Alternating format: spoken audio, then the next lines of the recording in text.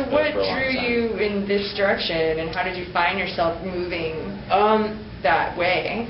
Well, I just always, again, I always sang as a little kid. I guess I thought, I've always said this, I always thought when I was younger that everybody could sing. So I didn't think that it was anything special. I just thought, well, when I sing along with the radio, when my parents put on records in the living room and we listen and I sing along, everybody does that. Well, then I learned, in high school, no, not everybody does that, and no, not everybody can get up and sing in front of an audience.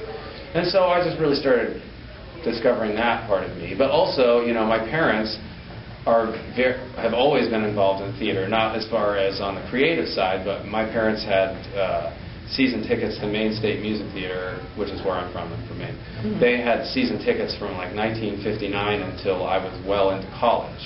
So every year they would get tickets to every show. Sometimes they'd say, hey, do you want to come see the show with us? We got an extra one for you. And so, even at an early age, I saw a lot of those shows, and those are, major professional, just amazing shows that I grew up seeing as a young child, and then also kids' productions and stuff like that. So I always embraced theater, didn't think at first that was what I wanted to do, but the more I watched, the more I saw, I just got more and more into it and realized that was kind of a good outlet for what I thought I wanted to do, and clearly I've made a good decision.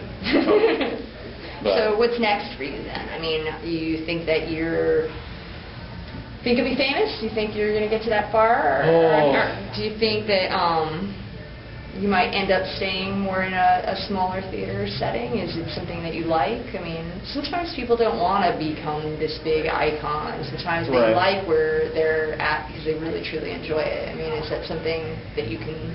Yeah, I mean, I have no aspirations to be famous, really. I mean, clearly that wouldn't be a problem. I wouldn't be upset about it, but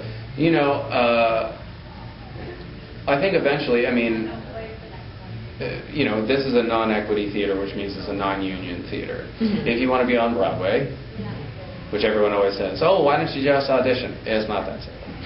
Every theater on Broadway is part of a union called Actors Equity Association. So to be on Broadway or to do professional productions, I would say on the next level, that's not necessarily the way it works. It's not like being a non-union member is like playing for JV or the freshman team. It's not like that. The caliber of talent is essentially, for the most part, the same. It's just with the union comes benefits and all that type of stuff. But eventually, I would like to be part of the union. It's something I think about all the time. Again, it's not as simple as saying, I want to be part of the union. There are many steps and lots of money that you have to take to get there. But eventually, I think I would like to... I've already auditioned for a few Broadway shows, so that doesn't have any bearing on it. But, being in New York eventually and probably being union, I think would be a good thing for me.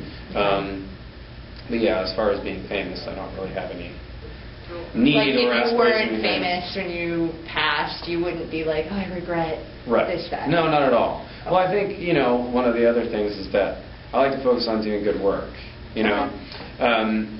regardless of what theater it's at. I mean, I've worked for some really horrible theaters. Not the Braithers. That's why I've been here for so long. But I've worked for some not great theaters, but I've done some good work at not great theaters. Just like I've done not great shows at very good theaters, But I feel like that's more important to me. Also, at this point, both of my parents are teachers. And I'm not necessarily looking to going into schools, but I definitely like working with children. My girlfriend is the education director at the Florida Rep, and this past summer I was her assistant director for a camp. We had about 700 kids over the summer. Oh, wow. And that's a lot of lovely little people running around. But through that, and also, at this point I feel like I've done so many shows with kids. Just working closely with kids and being what they call the child wrangler, which means when you're not on stage, you're kind of making sure they're doing, basically a chaperone, making sure they're doing what they're supposed to backstage. I just really like that sort of thing. And also, I got into theater late, not only because I wanted to do something else first, but because there's not a whole lot of outreach for that in Maine, or not in the area I lived in. I mean, basically you have a couple couple things you can do. You can do a show at your high school if they have a theater. Yeah. Or you can do community theater, and that's maybe one show a year.